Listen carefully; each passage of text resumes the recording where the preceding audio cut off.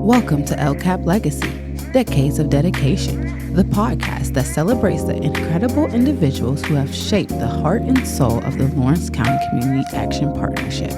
Each episode, we'll dive deep into the stories of those who have devoted their careers to making a difference, not just in our organization, but in the lives of the people we serve every day. We'll uncover their journeys, explore the moments that inspired them, and highlight the lasting impact of their commitment to LCCAP's mission. So whether you're here to learn, be inspired, or simply celebrate the amazing people who make LCCAP what it is, thank you for joining us. This is LCCAP Legacy, Decades of Dedication. Let's get started with today's guest.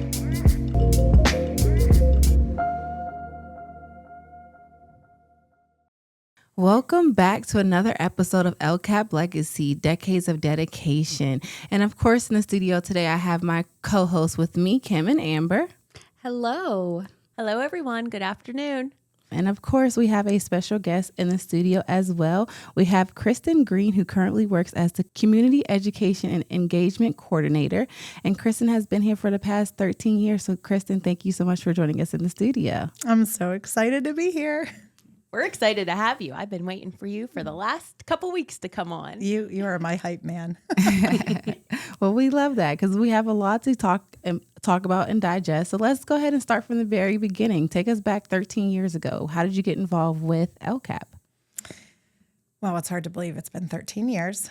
So I was a substitute teacher in the community. I did that for 6 years. And I was looking for a place to call home where I could use my skill set. And I was told through the grapevine, through a former supervisor here, Tracy Cherry, she had some connections in the community and shared out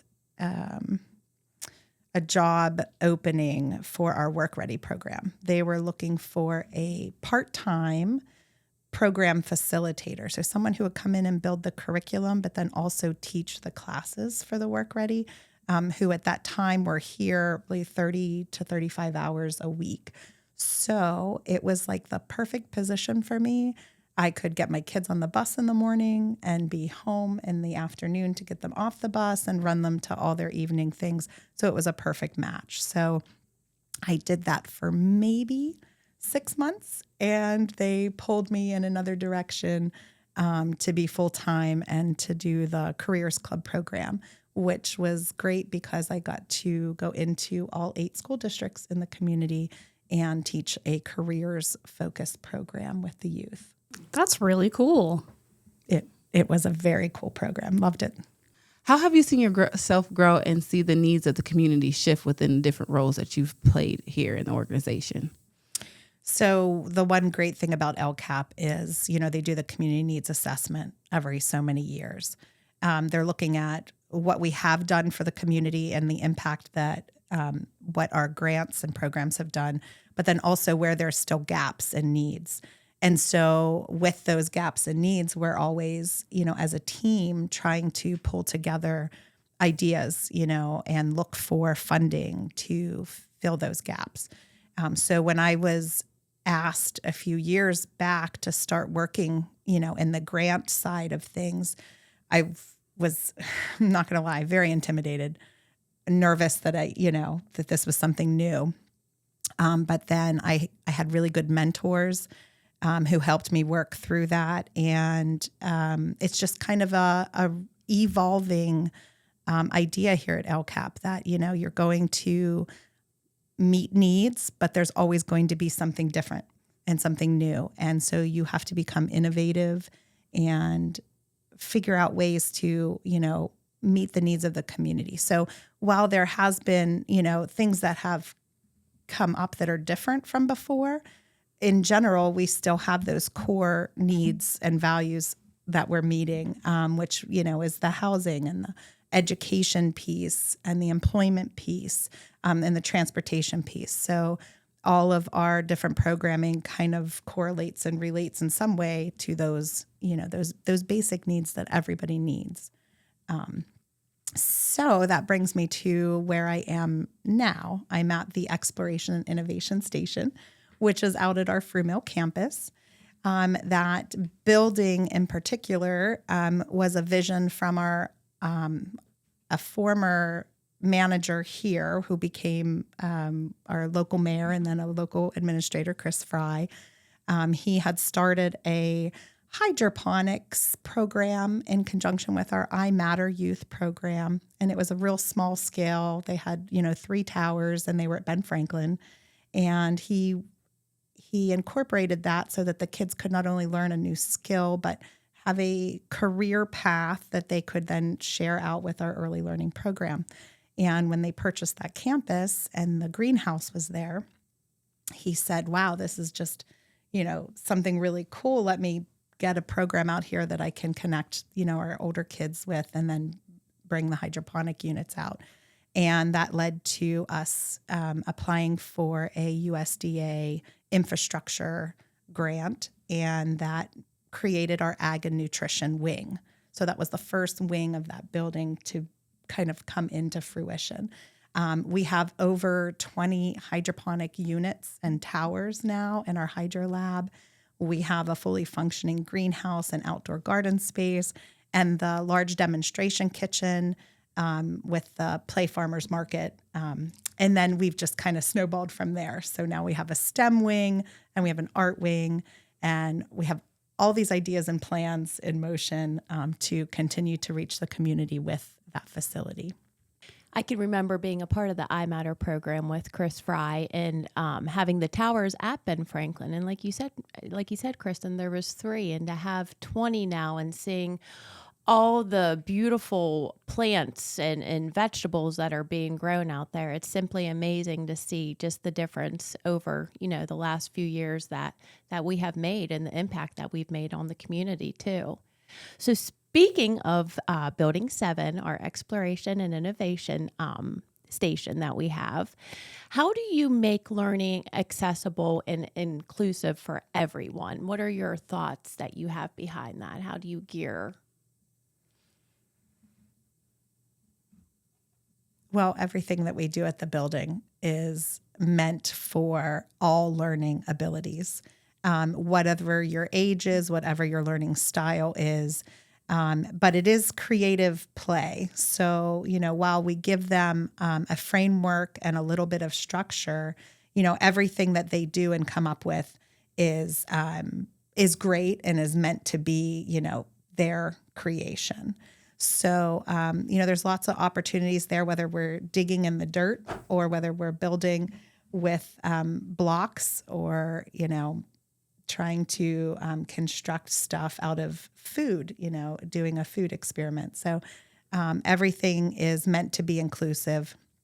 Now, we have some really cool adaptations in the building. We have tables that raise up and raise down. So whether you're tall or short or in a wheelchair or whatever, we're able to, make those physical adaptations for individuals. But, in the most part, LCAP has always been very good with, reaching all of the community.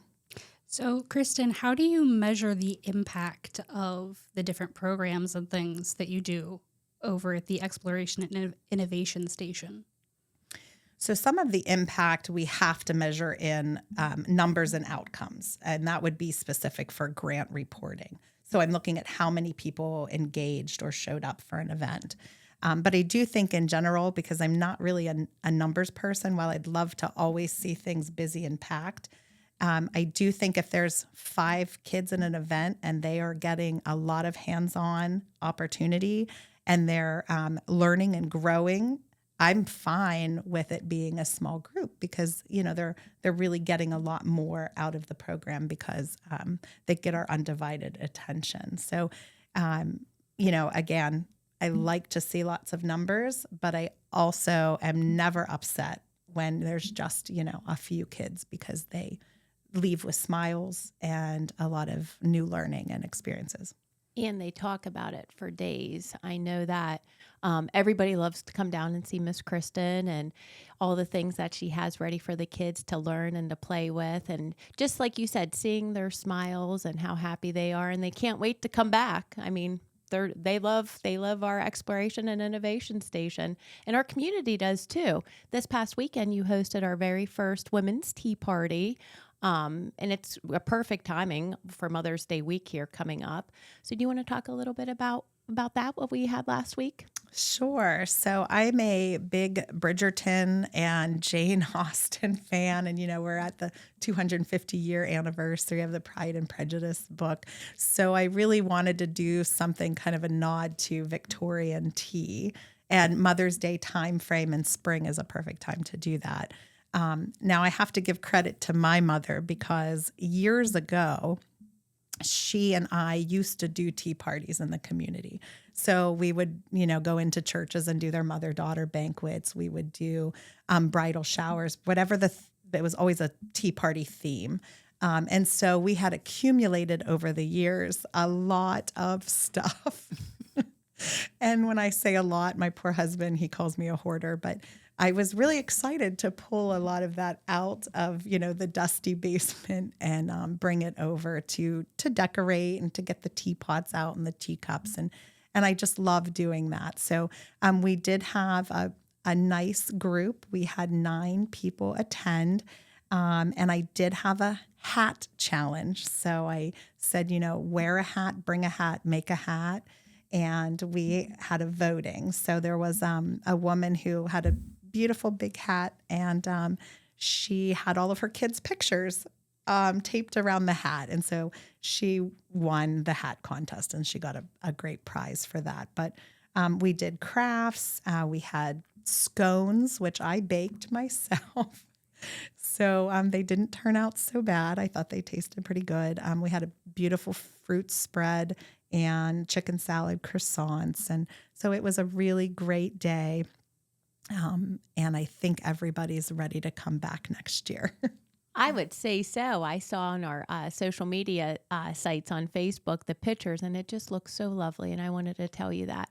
You put a lot of work into that, and it looked like everybody just enjoyed themselves very much. So wanted to let you know that. Thank you. So throughout your time here at LCCAP, has there been a particular program that you feel like you're most proud of that you've been able to implement throughout your time here? Well, that's a good question because I don't think I've ever taken the time to reflect on anything in particular, like being my favorite. We did have a program that was in coordination with the Office of Vocational Rehabilitation.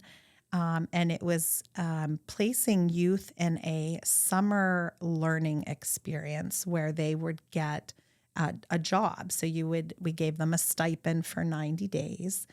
And we were in 4 counties. So we served 200 youth just in Lawrence County and, through the other 4 counties, almost 500 youth. And I felt that was the most impactful program at the time, giving these kids valuable learning experiences. My own daughter had an opportunity to be placed with a local architecture firm for 90 days. And she's in the master's program right now to be a certified architect. So, to see that those types of opportunities really made a difference in, individuals' lives. And because we served so many kids, I really felt like that was a great way to get them on a career path, to, experience what they would love to do, or maybe that they thought they would love to do it. And then it turned out that they, realized it wasn't what they wanted to do. So, yeah, I would say, and we called it the JOBS program. And of course, we do lots of acronyms around here. So it was like for job opportunities to benefit students was what JOBS stood for, but it was jobs. And that is a wonderful program. In Mercer County, there's a similar program with the Shenango Valley Urban League. And I was also a part of that when I was a kid. And I went through the process of job shadowing a local photographer. So while I didn't go in photography, I did, experience some type of that when I went to school for videography. So it does make a difference in a kid's life for sure. Yeah, wonderful. And here you are today. Here I am. Yep. So you did mention the Office of Vocational Rehabilitation. So how are some ways that you collaborate with either other departments in LCAP or other organizations in Lawrence County? Well, we're always looking for partnerships and always trying to use our resources wisely in terms of, pulling in the most bang for your buck. Now, Adagio Health has been really great over the years. They are using our demonstration kitchen for their cooking kids in the kitchen course. And also, they are coming to our summer camp programs. They'll be at each of our summer camps doing a different station for us. We have coordinated with the Penn State Extension, which is how we've launched our 4-H club, which is hosted at the Exploration and Innovation Station. But also Penn State Extension has the Master Gardeners program. They helped us a few years back design like the layout for our garden. And there are, partnerships near and far where we try to coordinate. Obviously, within LCAP, we holistically are trying to serve each person that comes through our door. So we're able to connect with our transportation department if somebody needs transportation to a program. Our early learning program, we keep them coming to our building frequently. And I like to go out into the classrooms too and help when needed there. So, I guess that's all. A lot of collaboration. Yes. Yes, very much so. Kristin, can you share a story or a moment that really illustrates the impact of work that you do? You've been a part of so many different youth programs and Work Ready over the years and now over at our Exploration Innovation Station. Is there a story that you could share that reflects the work that you put in here at LCAP? So I've had the privilege of being a part of a lot of youth programming, not just through LCAP, but through my personal life and my volunteering. So I've been a Girl Scout leader for 20 years and a coach for dance and twirling. I've do auxiliary advising at Laurel. And through everything, I think that the best impact is when you hear the kids recommending or referring a program that they attended because you were part of it. Oh, you have to go to that. Miss Kristin's there. You'll love it. You'll have a good time. And then you really feel like you've made that personal connection and that other people are talking about it because of what you did and how you did it. So I can't think of any particular moment, but I would just say in general that, that's what makes my heart feel full because those are the best accolades you could ever get was, word of mouth when people are talking about something that you did in a positive way. As you mentioned, you do pour a lot into the community and then also just the people that you work with. So how do you find time to recharge and balance yourself? Recharging for me is tuning out the world and reading a book. And when my husband sees the book come out, he's like, okay, I guess I'll talk to you in a couple of days. But really, I don't pick up a book unless I've looked at my schedule and I see that I have a couple consecutive free evenings, which does not happen very often. But when I have one, it's like I'm thinking about that next book and what I'm going to pull out of the shelf and read. Speaking of books, you started the LCAP book club, didn't you? I did. Do you want to tell us a little bit about that? So as part of the wellness committee, we had started the book club. And, I'm always excited to start something that I'm interested in. And this is, for the employees at LCAP, and whether they're with LCSS or UCS or ACTS, they're invited. And we try to meet in person once a month. And in the in-between time, we have one of our club members introduced us to the Fable app, which we downloaded to our phones, and we have our own LCAP book club on there, which then our moderator, which is Aubrey Deer, thank you, Aubrey, she uploads the information and the chapters for the book that we're reading, and then as we read the chapter, we're responding and reflecting. So we are, interacting with this book with each other as we're reading it, which is quite cool. we just finished the crash. We're going to dinner on Tuesday after work to have a dinner out book club day, and we're going to be discussing Frida McFadden's book, The Crash. So, how fun is that? That is so nice. I love hearing about all the different things that you do and that we offer. That's wonderful. How nice. So, Kristin, what skills do you feel are essential to your role here at LCAP? Well, I think with a lot of our roles at LCAP, you have to kind of roll with the punches. You have to be a bit easygoing, and change is the only constant around here. So if you get too held up with things changing, then it will ruin your mood. So just very personal skill set, and then I do think that having a little bit of creativity, especially when you're coming up with programming and writing grants, those types of skill sets are needed. What goals or dreams do you have for the future at our Exploration and Innovation Station? Any ideas that you want to implement in the next few months? Well, how about the next few years? I have a whole bunch of really cool ideas. And I don't know that they'll happen, but sometimes when you speak them into existence, it will happen. I would love to see a bunkhouse created on campus in one of the other buildings for overnight camping opportunities, so that our camps will, expand from day camp opportunities to like actual overnight camps. I would love to see the swimming pool revamped and accessible again for not only summer camp programs access, but for all year round access for our youth for swimming. And then I'd like to see the development of the walking trail, which is, it was laid out a few years ago by the Wampum chapter of the North Country Trail. And we have, beautiful property that expands all around the Fruh Mill, outside of the fence area. And I'd like to see that accessible. It'll be great for our kids to do environmental studies, and there is a pond down there. So, yeah, so that's my future vision of expansion.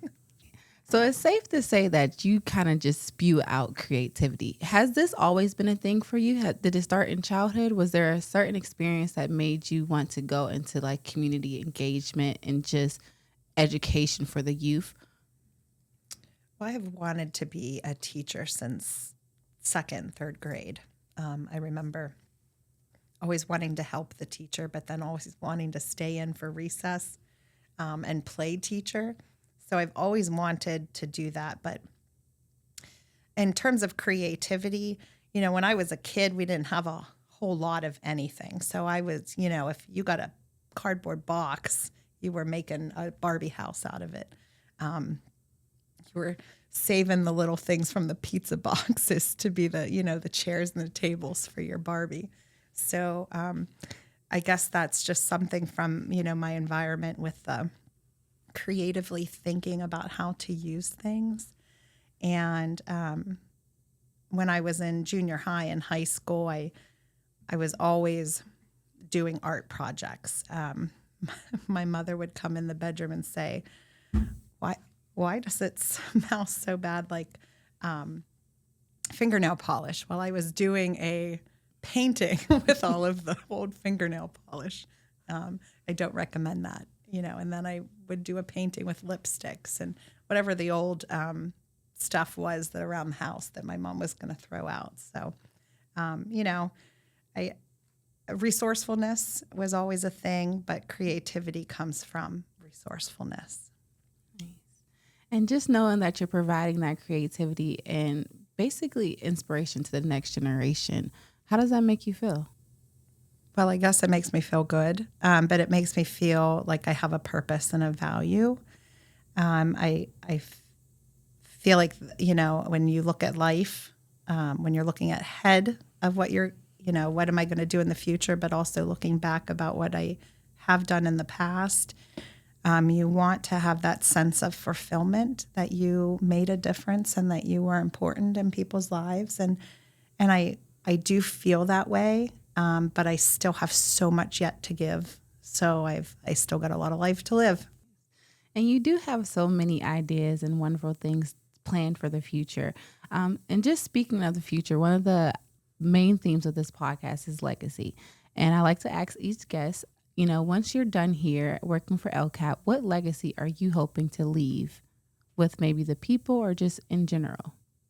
So when I'm gone, I hope it will be still, all systems go, that things don't end with me, but rather I was a beginning and they keep going and getting better and getting bigger. I always worry that, maybe people will think it was, too hard to fill the shoes and they'll go a different direction. And you never want to see something you put your time and your heart into, go on the, be put away, or put on the shelf. So I would just hope that when I'm retired and I'm looking back, I'm saying, oh my gosh, look at everything LCAP has done. And I was a little part of getting that started. And, they're just going to keep flying with it. Nice. All righty. Well, we'll go ahead and wrap up the personal round, and we're going to make our way to the quick fire round. And how that works is we're going to ask you a series of questions, and you're just going to respond with the first thing that comes to your mind. So Kim and Amber, if you want to go ahead and take it away. Sure thing. Kristin, what is the most spontaneous thing that you have ever done? I jumped in the fountain at the Point State Park. Nobody should jump in that fountain. It's pretty gross on the bottom. How far did you jump? Well, you have to climb over. I'm not going to get into it. It's not a very deep But I fountain. went in. It is not, but you have to climb through quite a bit, and there were barricades, and yeah. Wow. Life on the edge. Very spontaneous. All right. So I said I shouldn't have answered that. I'm curious why, but we can talk about that later. So if you weren't doing, I'm going to start that over again. If you weren't in the position you're at here in LCAP now, what do you think that you'd be doing? If I wasn't a school teacher with teaching social studies, I would be a homesteader. And if I thought that I could make enough money at homesteading to make my husband happy, I would do that in a heartbeat. But I would love to just be home and wake up with the animals and planting, farming, harvesting, all of those kind of things, and cooking. I would love to enjoy cooking and it not feel like it's a task that you have to do when you get home. Well, you do cook very good and bake too. Kristin, what's your favorite movie of all time, if you don't mind sharing with all of us? I was always a big Goonies fan. Love Goonies. It's I such do a too. classic. I will warn you, you can't watch it with me though, because I talk the whole movie and I narrate it a split second before anybody says anything.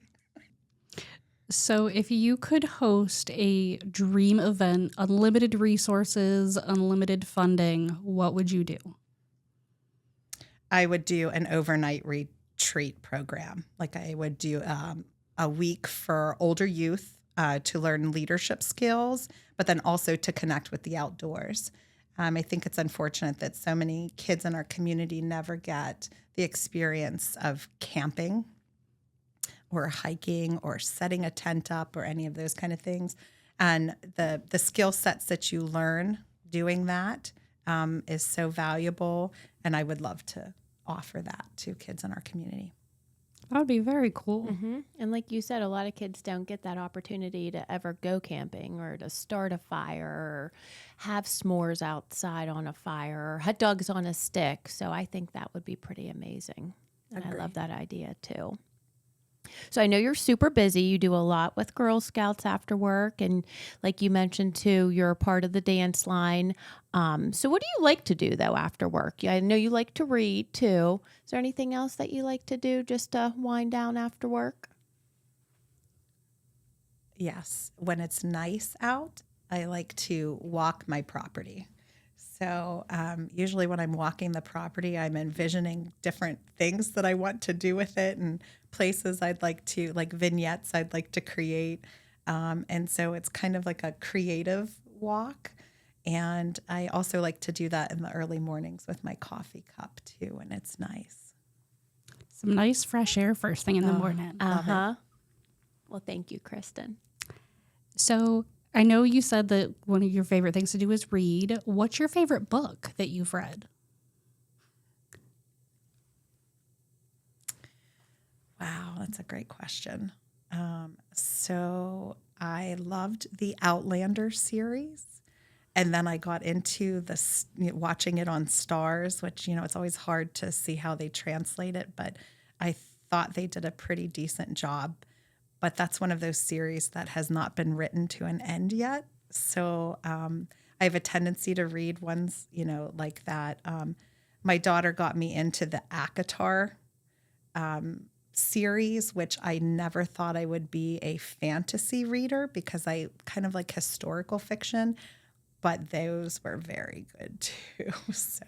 But I'll say Outlander was probably my favorite series. They're also coming up with a new one, Blood of My Blood. It's coming out in August. I saw that on I'm TV. excited.